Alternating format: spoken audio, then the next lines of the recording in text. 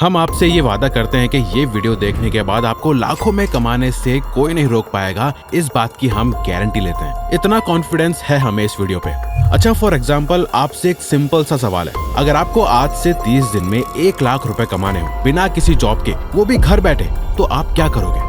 ज्यादातर लोग यही कहेंगे कि यार ये तो पॉसिबल ही नहीं है, और वहीं कुछ लोग कहेंगे कोई जुगाड़ ढूंढना पड़ेगा भाई, और कुछ लोग बस आइडियाज के बारे में सोचते रहेंगे और कभी शुरू ही नहीं करेंगे। पर अब जो हम बोलने वाले हैं उससे ध्यान से सुनो। देखो, पैसा कमाना कोई लक की बात नहीं है, ये एक स्किल है और हर स्किल सीखी जा सकती है। इसीलिए अभी हम बिना कोई इंटरनेट में बटने वाली बकवास के सीधी 6 ऐसी पावरफुल टेक्निक्स बताएंगे जिससे आप सीख जाओगे कि सही आइडिया कैसे आता है, पैसा कैसे बनाया जाता है और स्टार्ट करने का सही तरीका क्या है। और हम इतना ही बता के आपको छोड़ेंगे नहीं, बल्कि हम आपको 5 ऐसे बिजनेसेस भी बताएंगे जो आप आज से ही शुरू कर सकते हो। इवन हमारा मानना ये है कि ये एक ऐसी वीडियो है जो हर फादर को अपने बेटे को दिखानी चाहिए अगर वो उसे सच में लाइफ में कामयाब देखना चाहते हैं। तो इसीलिए वीडियो को एंड तक देखो, क्योंकि जो 6th टेक्निक है वो सबसे डेंजरस टेक्निक है। एक बार समझ गए तो फिर आपका पैसों के बारे में सोचने का तरीका हमेशा के लिए बदल जाएगा, जिसे हम खुद भी फॉलो करते हैं। और जो 5 बिजनेस आइडियाज हम बताने वाले हैं, उन्हें जानने के बाद आप हमें थैंक्स बोलोगे, क्योंकि प्रॉब्लम ये नहीं है कि दुनिया में पैसों की कमी है, प्रॉब्लम ये है कि लोगों को पैसा बनाना आता नहीं है। इसीलिए फर्स्ट प्रिंसिपल है, every problem is a business. सबसे पहली और सबसे फंडामेंटल बात यह है कि जहाँ प्रॉब्लम है वहाँ बिजनेस है, और जहाँ बिजनेस है वहाँ पैसा है। पर हम लोग क्या करते हैं, कोई प्रॉब्लम देखते हैं, कंप्लेंट करते हैं, यार ये सिस्टम बहुत बेकार है, कोई कुछ करता क्यों नहीं। जबकि एक स्मार्ट इंसान वही प्रॉब्लम देखता है और एक सवाल पूछता है, इस प्रॉब्लम को कौन फिक्स करवाना चाहेगा और क्या वो उसके लिए पे करेगा। इवन एज ए बिजनेसमैन हमारा खुद का माइंड आसपास प्रॉब्लम्स देखता रहता है और उसमें अपॉर्चुनिटी कि इसमें कैसे बिजनेस बनाया जा सकता है।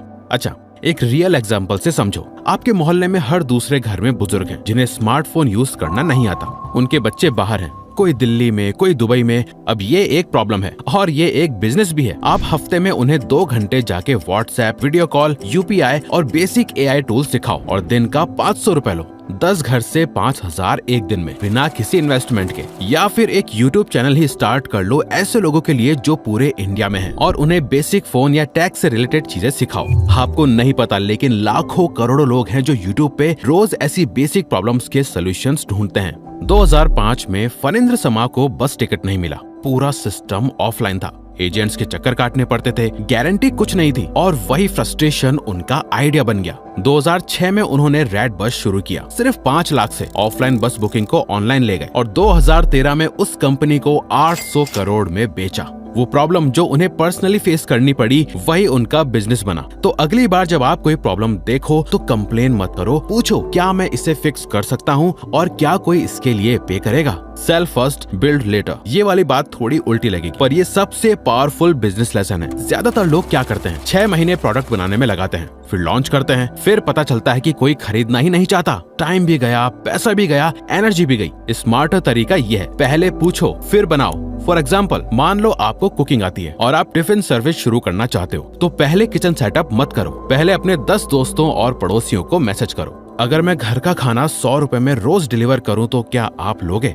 अगर 5 लोगों ने भी हाँ कह दिया, बिजनेस शुरू हो गया। अब किचन रेडी करो। गलत तरीका है पहले बनाओ फिर बेचने की कोशिश करो, सही तरीका है पहले कस्टमर ढूंढो, कमिटमेंट लो, फिर डिलीवर करो। आज के बड़े स्टार्टअप्स का यही लॉजिक है, पहले वेट लिस्ट बनाते हैं, प्रोडक्ट के बारे में लोगों को बताते हैं, फिर प्रोडक्ट बनाते हैं, पहले प्री ऑर्डर्स आते हैं और उसके बाद वो मैन्युफैक्चरिंग शुरू करते हैं। तो बिजनेस आइडिया वैलिडेट करो पहले, इन्वेस्ट करो बाद में। सेल एक्सपर्टीज नॉट टाइम, ये थोड़ी फिलोसॉफिकल सी एडवाइस लगेगी, पर ध्यान से सुनो। जब आप कोई जॉब करते हो तो आप क्या बेच रहे हो? अपना टाइम, और टाइम लिमिटेड है, 24 घंटे। मतलब आपकी अर्निंग की एक सीलिंग है जो कभी नहीं टूटेगी। पर जब आप अपनी एक्सपर्टीज बेचते हो, अपनी नॉलेज, अपनी स्किल, तो वो टाइम से बाउंड नहीं होती। एक CA का एग्जांपल लो, अगर वो सैलरी पे काम करे तो महीने के 50,000 रुपए कमाएगा, पर अगर वो 5 छोटे बिजनेसेस को पार्ट टाइम अकाउंटिंग एडवाइस दे और हर बिजनेस से 10,000 रुपए ले, तो वही 50,000 बिना फुल टाइम कमिटमेंट के आएंगे। अब आप सोच रहे होंगे, भाई मेरा तो कोई एक्सपर्टीज ही नहीं है। रुको, क्या आपको एक्सेल आता है,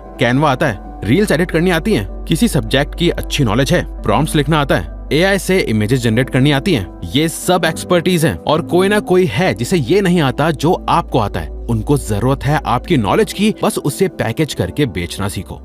लेकिन ब्रो, थोड़ा सा टाइम और फोकस इन्वेस्ट करके आप ये सब फ्री में यूट्यूब से या ऑनलाइन सीख सकते हो और एक्सपर्ट बन सकते हो। क्योंकि फ्रीलांसिंग में आज रेट्स देखो, एक कंटेंट राइटर एक आर्टिकल के 3 से 5 हजार रुपए लेता है, वीडियो एडिटर छोटी सी क्लिप के 5 से 10 हजार रुपए, और एक थंबनेल डिजाइनर सिर्फ एक थंबनेल के 500 से 5000 तक भी लेता है। This is a fact. और ये हवा में बातें नहीं हो रही हैं। हमारी टीम में ऐसे सभी लोग हैं जो इतना आराम से कमाते हैं। तो अपना टाइम मत सोचो, एक्सपर्टीज बेचो। The power of repeat business, ये सबसे अंडररेटेड प्रिंसिपल है। ज्यादातर लोग इसे इग्नोर करते हैं और यही उनकी सबसे बड़ी गलती है। एक नया कस्टमर ढूंढने में जितनी एनर्जी लगती है, उससे 5 गुना कम एनर्जी में आप एक पुराने कस्टमर को दोबारा बेच सकते हो। मतलब जो पहले से आपसे खरीद चुका है, वो आपका सबसे आसान अगला कस्टमर है। एक पेंटर का एग्जांपल लो, उसने किसी घर की पेंटिंग की, जॉब डन, पैसे लिए, चला गया। ये हुई गलत अप्रोच। स्मार्ट इंसान क्या करता? 6 महीने बाद खुद कॉल करता, भाई मॉनसून के बाद दीवारों में सीलन आ गई होगी, एक बार चेक करोगे क्या? वो एक कॉल एक नया ऑर्डर बन जाता है बिना किसी नए कस्टमर ढूंढने के। एक बार्बर का एग्जांपल लो, अगर उसके 50 रेगुलर कस्टमर्स हैं जो हर महीने आते हैं, उससे रोज नए कस्टमर नहीं ढूंढने पड़ते, उसकी इनकम स्टेबल है। नए कस्टमर्स ढूंढना और पुराने भूल जाना, ये रॉन्ग अप्रोच है। सही अप्रोच है पुराने कस्टमर्स को इतनी अच्छी सर्विस दो कि वो खुद वापस आएं और दूसरों को भी भेजें। इसका नाम है रिटेंशन ओवर एक्विजिशन। आज हर बड़े बिजनेस की यही स्ट्रेटेजी है। Start small, think big. लोगों की सबसे बड़ी प्रॉब्लम यह है, या तो वो इतना बड़ा सोचते हैं कि शुरू ही नहीं करते, या इतना छोटा सोचते हैं कि कभी ग्रो ही नहीं होते। देखो, इसका ना एक सिंपल फॉर्मूला है, शुरू छोटे से करो, प्लान बड़े का रखो। हमारी एक फ्रेंड है कृति, उसने शुरू किया घर से, सिर्फ फ्रेंड्स के ऑर्डर्स लिए, फिर इंस्टाग्राम पे पेज बनाया, फिर एक छोटी सी बेकरी खोली, फिर बल्क कॉर्पोरेट ऑर्डर्स उठाए। आज वो 5 लाख रुपए महीना कमाती है। फिर शुरुआत हुई एक छोटे चॉकलेट केक से, और मैकडॉनल्ड्स भी आज 100 से ज्यादा देशों में है, पर शुरुआत हुई थी रोड के किनारे बर्गर स्टॉल से। अगर आप शुरू से ही पूरा सेटअप, ऑफिस, स्टाफ, इन्वेस्टमेंट ये सब सोचने लगे तो शुरू ही नहीं करोगे। पहला स्टेप लो, बाकी रास्ता अपने आप बन जाएगा। Create value, price will follow. पैसों के पीछे भागने वाले अक्सर पैसों से दूर रहते हैं, और जो लोग वैल्यू क्रिएट करने पे फोकस करते हैं, पैसा उनके पीछे आता है। ये लाइन जिंदगी भर याद रखना, money is the by product of value creation. इसका प्रैक्टिकल मतलब समझना है। 2 फ्रीलांसर वीडियो एडिटर्स हैं। पहला, बस वही करता है जो क्लाइंट बोलता है, एडिट करो, डिलीवर करो। दूसरा,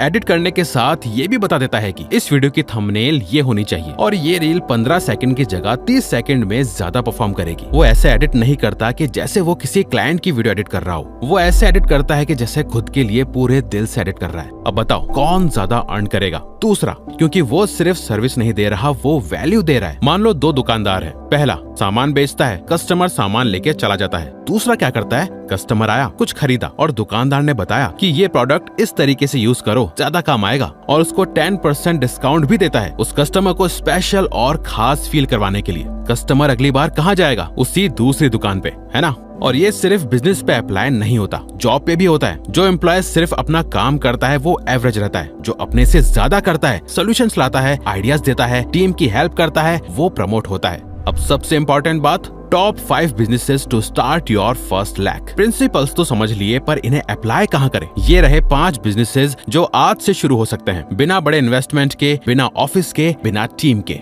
ई book writing. Hazel paradise Nepal की एक टीनेजर थी, उसने अपनी पहली ई बुक गम रोड पे पब्लिश की। Amazon से पहली सेल हुई $0.33 की, सिर्फ 33 सेंट्स, तकरीबन 30 रुपए, पर वहीं से सब कुछ शुरू हुआ। आज 10 साल बाद वो मंथली $1000 यानी ऑलमोस्ट 1 लाख अर्न करती हैं सिर्फ ई बुक से। AI की वजह से कंटेंट क्रिएशन आज पहले से कहीं ज्यादा आसान है। आपको बेस्ट सेलर लिखने की जरूरत नहीं है, एक छोटी, फोकस्ड, हेल्पफुल बुक काफी है। आपको जो भी आता है उसके ऊपर एक बुक लिखो और ऑनलाइन पब्लिश कर दो। Faceless YouTube. मोटिवेशन हब ने एक सिंपल आइडिया से शुरुआत करी, जाने माने स्पीकर्स की स्पीचेस को एडिट करके बढ़िया विजुअल्स के साथ प्रेजेंट करना। कोई होस्ट नहीं, कोई फेस नहीं, आज वो एक ग्लोबल ब्रांड है, crores of views, crores of subscribers. और मेक ऑफ जोक के ऑनर सौरभ शुक्ला, अकेला आदमी, खुद लिखता है, खुद एनिमेट करता है, खुद वॉइस देता है, और सिर्फ 81 वीडियोस के साथ मिलियंस ऑफ सब्सक्राइबर्स लिए बैठे हैं। ईयरली इनकम आराम से 1 करोड़ पार जाती है। यूट्यूब का यूज करो, ये एकदम फ्री है। फेस दिखाना जरूरी नहीं, नीश ढूंढो, कंटेंट बनाओ, कंसिस्टेंटली अपलोड करो। High and freelancing. आज बड़ी कंपनीज परमानेंट एम्प्लॉयज की जगह फ्रीलांसर्स हायर करती हैं क्योंकि कॉस्ट कम होती है और फ्लेक्सिबिलिटी ज्यादा।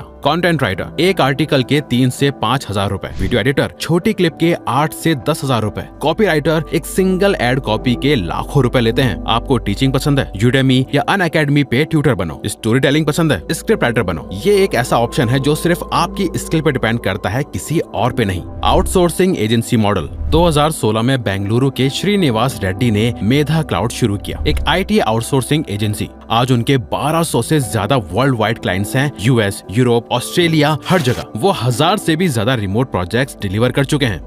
स्पार्क बेस 2010 में 2 भाइयों ने शुरू की। आज फॉर्च्यून 500 की 500 से ज्यादा कंपनीज के साथ काम कर चुके हैं। एनुअल रेवेन्यू $41.1 मिलियन से ज्यादा। एजेंसी मॉडल इसलिए पावरफुल है क्योंकि आप मिडिलमैन होते हो और स्किल्ड लोग आपके थ्रू काम करते हैं। आप मैनेज करते हो, क्वालिटी इंश्योर करते हो, प्रॉफिट मार्जिन रखते हो। Custom GPTs। आज हर कंपनी चाहती है कि उनके पास अपना AI टूल हो, अपना चैटबॉट, अपना असिस्टेंट, अपना ऑटोमेशन। और ये बनाना अब किसी बड़े इंजीनियर का काम नहीं रहा। आप चैट GPT, क्लॉड या जेमिनाई यूज करके बिना एक लाइन कोड लिखे अपना AI प्रोडक्ट बना सकते हो। चैट GPT पे आज आप एक कस्टम GPT बना सकते हो। एक रेज्यूमे रिव्यूअर जो सिर्फ HR प्रोफेशनल्स के लिए काम करे। एक फिटनेस कोच जो सिर्फ इंडियन वेजिटेरियन डाइट के हिसाब से मील प्लान दे। एक लीगल डॉक्यूमेंट राइटर जो रेंट एग्रीमेंट्स और NDAs ड्राफ्ट करे। ये सब ऑलरेडी लोग बना रहे हैं और GPT स्टोर पे बेच रहे हैं।